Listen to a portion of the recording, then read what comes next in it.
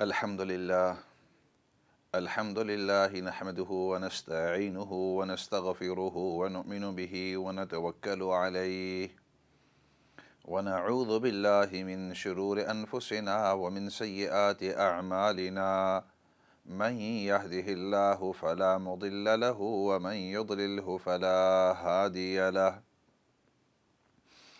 ونشهد أن لا إله إلا الله وحده لا شريك له ونشهد أن محمدًا عبده ورسوله أما بعد فأعوذ بالله من الشيطان الرجيم بسم الله الرحمن الرحيم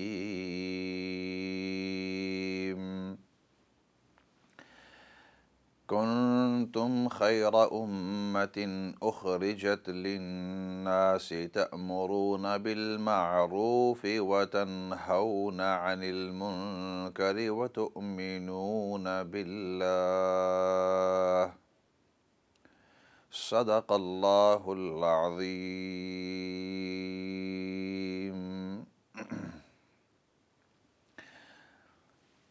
محترم و مکرم ناظرین سامعین، السلام علیکم ورحمۃ اللہ وبرکاتہ۔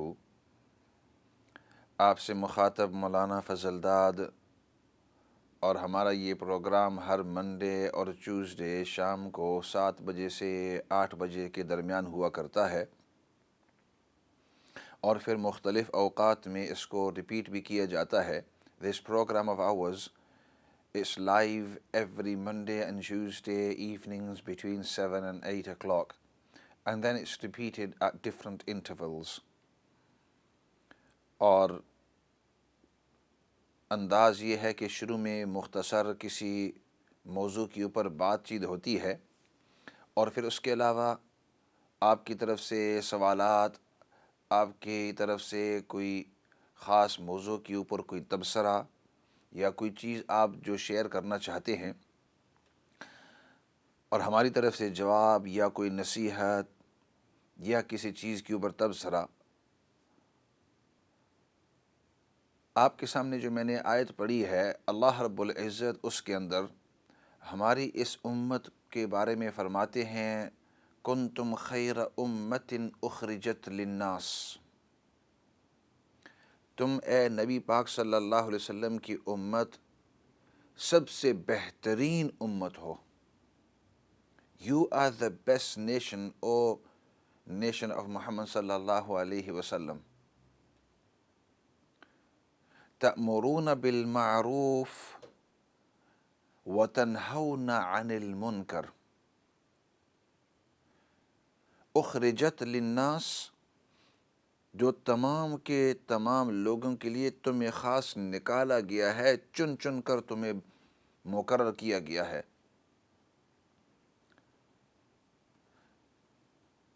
تأمرون بالمعروف، تم نیکی کا حکم دیتے ہو، وتنہون عن المنکر، اور برائی سے تم لوگوں کو منع کرتے ہو۔ جو نیک کام ہیں تو ان نیک کاموں کا تم لوگوں کو کہتے ہو کہ یہ بھی آپ کو کرنا ہے، یہ بھی آپ کو کرنا ہے، نماز بھی آپ کو پڑھنی ہے، چھوٹ گئی قرآن کریم کی بھی آپ کو تلاوت کرنی ہے، فلاں بھی کام کرنا ہے، یہ کام آپ کو کرنا ہے۔ یہ اس امت کی خاصیت ہے۔ وَتَنْهَوْنَ عَنِ الْمُنْكَرِ، اور برائیوں سے روکنا۔ یہاں اللہ رب العزت نے اس آیت کے اندر اس امت کی یہ ایک بہترین خاصیت رکھی ہے، اور اس آیت کے ذریعے ہمیں یہ بات پتہ چلتی ہے کہ ہر امتی نبی پاک صلی اللہ علیہ وسلم کی طرف سے مقرر شدہ ایک داعی ہے۔ Every single person amongst the ummah, on behalf of the Prophet sallallahu alaihi wasallam, you are an invited towards good and somebody who warns against the bad or the evil. You direct people towards the good things, جو اچھے کام ہے، چاہے وہ دنیاوی کام ہو، اخلاقی کام ہو، دینی کام ہو، تمام کے تمام کاموں کے اندر آپ لوگوں کی خیرخواہی، لوگوں کی اچھائی، لوگوں کی بہتری اپنے سامنے رکھتے ہوئے ان کو نیکی کا حکم دیتے ہیں، نیکی کی رہنمائی کرتے ہیں۔ اور جہاں کہیں بھی آپ برائی دیکھتے ہیں، چاہے وہ اپنے ہوں، چاہے پرائے ہوں، چاہے جان پہچان والے ہوں یا انجانے ہوں، جہاں بھی آپ کسی جگہ کوئی برائی دیکھتے ہیں تو اس برائی سے آپ لوگوں کو منع کر دیتے ہیں۔ اب حدیث پاک کے اندر امر بالمعروف، اور اس کو امر بالمعروف اور نہی عن المنکر کہتے ہیں، to direct people towards goodness and good things, and to warn them and make them aware of the wrongs and the evils and the sins, and ask them to stay away from it. This is one of the great aspects and one of the great qualities of this ummah. اس پوری امت کی یہ ایک بڑی ہی خاصیت ہے، اور خاصیت کی وجہ یہ ہے کہ ماقبل کی امتوں کے اندر، پہلی جو امتیں تھی نبی پاک صلی اللہ علیہ وسلم سے پہلے جو انبیاء علیہم السلام تھے، تو ان کے اندر وقت کے نبی کے اوپر یہ ذمہ داری ہوا کرتی تھی۔ آدم علیہ السلام تشریف لائے، ان کی ذمہ داری تھی کہ اب ان کی اولاد یا ان کے جو خاندان ہے ان کو سمجھائے کہ آپ کو یہ کام کرنے ہیں اور ان کاموں سے آپ کو رکنا ہے۔ ان کے بعد جتنے بھی نبی آئے، نوح علیہ السلام تشریف لائے تو نوح علیہ السلام کی ذمہ داری تھی ان کو بتلانا یہ حلال ہے، یہ حرام ہے، یہ اچھا کام ہے، یہ برا کام ہے، شرک جائز نہیں ہے، اللہ کی توحید پر آپ کو ڈٹے رہنا ہے، اس کے اندر آپ کی کامیابی ہے۔ تو جو بھی نیک کام، کسی کے ساتھ اچھا برتاؤ کرنا، اس کا حکم دیتے تھے۔ تو وقت کے نبی اس کے ذمہ دار تھے، وہ لوگوں کو یہ باتیں کہتے، لوگوں کے اندر جو کمزوریاں ہوتی ان کو سدھارنے کی، ان کی اصلاح کرنے کی وہ کوشش کرتے تھے۔ تو جو بھی وقت کے نبی آئے تو اللہ رب العزت نے ان انبیاء علیہم السلام کو چن چن کر بھیجا۔ All the prophets, they were specifically chosen by Allah subhanahu wa ta'ala for this monumental, this ginormous and humongous task of instructing people, commanding people to good, advising people towards good, directing people towards good, and then keeping them away from evil, making them aware of the evils and of the nastinesses. تو یہ جو بڑی ذمہ داری تھی، یہ عام چیز نہیں تھی۔ وقت کے نبی کو اللہ رب العزت خود اپنے طور پر منتخب کرتے اور ان کو یہ ذمہ داری دیتے، اور وقت کے نبی کو اللہ کے ذریعے پتہ چل جاتا، اللہ بتلا دیتے کہ کون سے کام ان کو کرنے ہیں، کون سے کام نہیں کرنے ہیں، اور پھر وہ لوگوں سے وہ حکم بھی دیتے، کرواتے، سمجھاتے، ان کے ساتھ وقت گزارتے۔ لیکن جب نبی پاک صلی اللہ علیہ وسلم کا وقت آیا تو آپ صلی اللہ علیہ وسلم نے فرمایا انا خاتم النبیین لا نبی بعدی، تمام نبیوں کو ختم کرنے والا، مہر لگانے والا میں ہوں، میرے بعد اب کوئی نبی نہیں آنے والا۔ There is no prophet, no messenger to come after me. The Prophet sallallahu alaihi wasallam said, I am the final of all the prophets. تمام انبیاء علیہم السلام میں سب سے آخری نبی میں ہوں، میرے بعد کوئی نبی نہیں آنے والا۔ لیکن یہ جو اچھائی کا حکم دینا اور برائیوں سے روکنا، یہ تو قیامت تک اب چلتا رہے گا۔ تو اب یہ کام کون کرے گا جب نبی نہیں آنے والے؟ تو اب نبی پاک صلی اللہ علیہ وسلم نے اپنے صحابہ اکرام رضوان اللہ علیہم اجمعین ان کو اس کی ٹریننگ دی، سکھایا، ان کو بتلایا. The Prophet sallallahu alaihi wasallam, he said, I am the final prophet, there is no prophet, no messenger to come after me. In fact, in one hadith, the Prophet sallallahu alaihi wasallam went on further on to say that a time will come when people will claim that they are the prophets of Allah. They will falsely claim this. Let me tell you, I am the final prophet. There is no prophet after me, no messenger after me. بلکہ ایک موقع کے اوپر نبی پاک صلی اللہ علیہ وسلم نے تو یہاں تک ارشاد فرمایا کہ میرے بعد لوگ آئیں گے اور وہ کہیں گے کہ میں اللہ کا نبی ہوں. آئیں گے لوگ اس طرح. نبی پاک صلی اللہ علیہ وسلم نے ہمیں پہلے سے وارننگ دے دی ہے، لیکن ساتھ ساتھ یہ بھی بتلایا کہ یاد رکھنا کہ میرے بعد کوئی نبی نہیں، میں سب سے آخری نبی ہوں، سب سے آخری رسول ہوں. جیسے خط ہوتا ہے اور خط کے آخر میں مہر لگ جاتی ہے کہ اب اس کے بعد خط کو بند کرنے کے بعد اب کوئی اور لفظ اس خط کے اندر نہیں آ سکتا، تو اسی طریقے سے نبی پاک صلی اللہ علیہ وسلم کی صفات میں سے ایک صفت خاتم النبیین، تمام نبیوں کے اوپر مہر لگانے والے. آپ پر نبوت ختم ہو گئی آدم علیہ السلام سے لے کر ادھر محمد الرسول اللہ صلی اللہ علیہ وسلم تک. تو اب یہ جو دین کی دعوت، دین دوسروں تک پہنچانا، نبی پاک صلی اللہ علیہ وسلم نے اس کی ذمہ داری اپنی امت کو دی کہ آپ میرے امتی ہو، اور قیامت تک آنے والی میرے جتنے بھی امتی ہوں گے ان سب کے اوپر ذمہ داری ہے کہ جو بھی دین کی بات اچھی ہو لوگوں تک پہنچاؤ، جو اچھی باتیں آپ دیکھیں ان کے کرنے کا حکم دو، اور جو بری باتیں آپ دیکھیں تو ان سے لوگوں کو منع کرو. بلکہ یہاں تک ارشاد فرمایا کہ بلغوا عنی ولو آیہ، میری طرف سے اگر تمہیں ایک بھی آیت یاد ہو یا ایک بھی آیت تمہیں سمجھ میں آئی ہو تو وہ دوسروں تک پہنچانا آپ کے اوپر ضروری ہے. تو اس لیے یہ جو امر بالمعروف اور نہی عن المنکر اور یہ جو دعوت کا کام اور دوسروں تک دین کا کام پہنچانا، یہ ہم سب کی ذمہ داری ہے.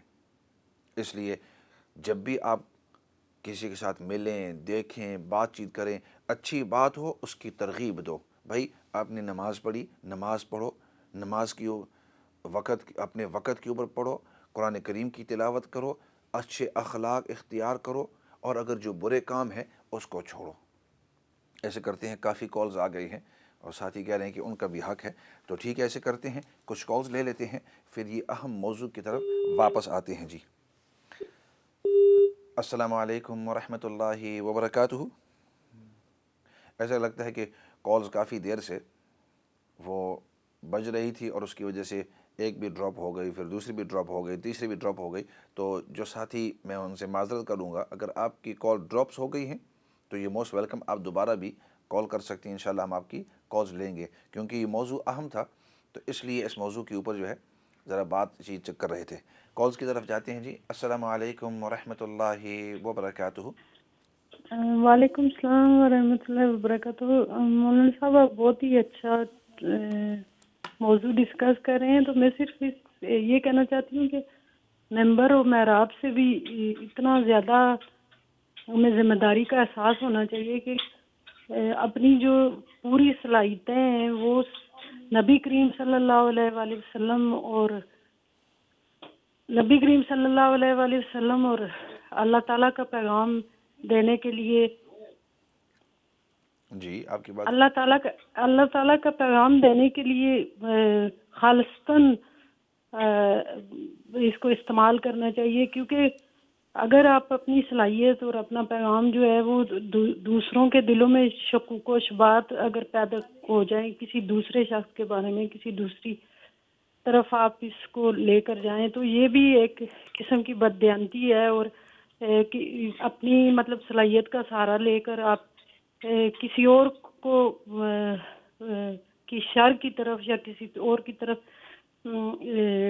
شکوک و شبہات پیدا کریں. تو سب سے بڑا صوفی وہ ہوتا ہے جو اپنی ذات کو فنا کر کے صرف نبی کریم صلی اللہ علیہ وآلہ وسلم اور اللہ کے پیغام کو اپنی پوری ایمانداری اور رواداری کے ساتھ پہنچائے. تو پھر تب بھی تو ہمارے مقاصد حاصل ہو سکتے ہیں، اور تبھی وہ چیز ہم حاصل کر سکتے ہیں.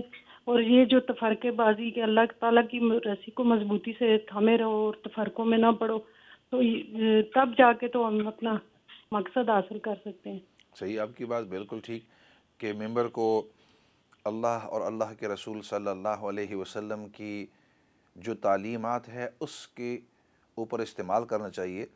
اور صرف ممبر کوئی بھی نہیں بلکہ جو بھی پلیٹ فارم جہاں بھی دین کی بات ہو.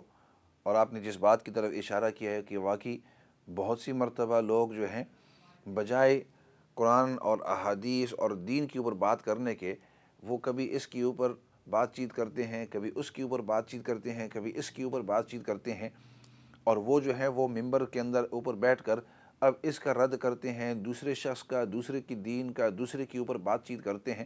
تو بجائے ایک دوسرے کے اوپر بات چیت کرنے کے کیوں نہیں کہ پازیٹیو انداز کے اندر، ثبوتی انداز کے اندر انسان جو ہے وہ لوگوں تک دین پہنچائے. اور واقعی یہ ایک زبردست ذمہ داری ہے. جتنے بھی لوگ انفلوئنشل اور اچھے پلیٹ فارم کے اوپر ہیں، ضروری نہیں ہے کہ وہ علماء ہوں، بعض اوقات علماء بھی ہوتے ہیں، بعض اوقات دیندار طبقہ بھی ہوتا ہے. دین کا کام، دین کی تبلیغ کرنا، دین کی دعوت دینا، یہ ہر شخص کی ذمہ داری ہے. اور دوسری بات، اس سے آگے چلتے ہوئے کالز کا بھی میں انشاءاللہ اٹینڈ کرتا ہوں، لیکن اس کے اوپر تبصرہ کرتے ہوئے میں یہ بھی کہوں گا کہ صرف ممبر کے اوپر یہ منحصر ہی نہیں ہے. We not restricting this speaking about good and warning against evil not just on the members، بلکہ یہ نبی پاک صلی اللہ علیہ وسلم نے ہمیں ذمہ داری دی ہے، اور یہ ہر موقع کے اوپر کر سکتے ہیں. آپ اپنے گھر کے اندر ہیں تو اس انداز کے اندر بھی، آپ اپنے کام پر ہیں وہاں بھی ایک انداز اختیار کر سکتے ہیں.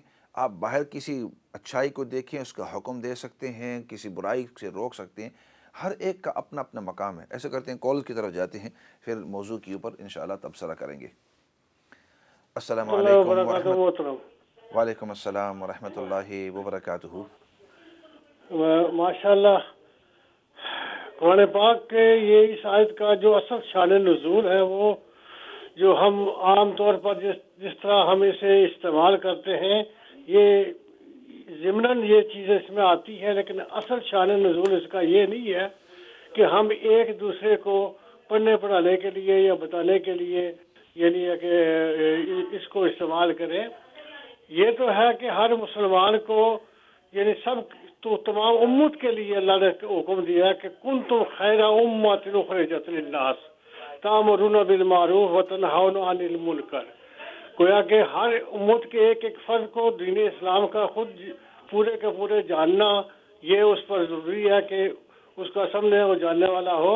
اصل اس کا حکم یہ ہے یہ کہ تخرجت للناس، یہ غیر مسلموں کو قیامت تک ان کو بتانا، دین کی دعوت دینا، اور ان کو اپنے دین کی طرف مائل، اسلام کی طرف مائل کرنا، اور ان کے اعتراضات یا ان کے جو اس طرح کی باتیں ہیں وہ اس کا یعنی اپنے آپ کو علمی طور پر اس کا اہل بنانا، اصل میں یہ ہے کام. تو یہ امت پر ذمہ داری ہے کہ جس طرح حضور صلی اللہ علیہ وسلم نے فرمایا کہ طلب العلم فریضۃ علی کل مسلم و مسلمہ، اس کا فریضہ یہی ہے کہ ہر مسلمان دین اسلام کو پڑھے، سمجھے، سیکھے. صرف چند علماء کی ذمہ داری تک محدود نہیں ہے یہ. صحیح. اور ہماری یہ ذمہ داری ہے کہ ہم لوگوں کو بتائیں، یعنی غیر مسلموں کو. یہ ہماری ذمہ داری ہے اس آیت کے اندر بیان کی گئی، جس پر آج ہم نہ عام لوگ اور نہ علماء ہم پورے اتر رہے ہیں. اللہ تعالی ہمیں قرآن کریم کی ایک ایک آیت کا اصل شان نزول سمجھنے کی اور اس پر عمل کرنے کی توفیق عطا فرمائے. والسلام علیکم ورحمۃ اللہ وبرکاتہ. وعلیکم السلام ورحمۃ اللہ وبرکاتہ.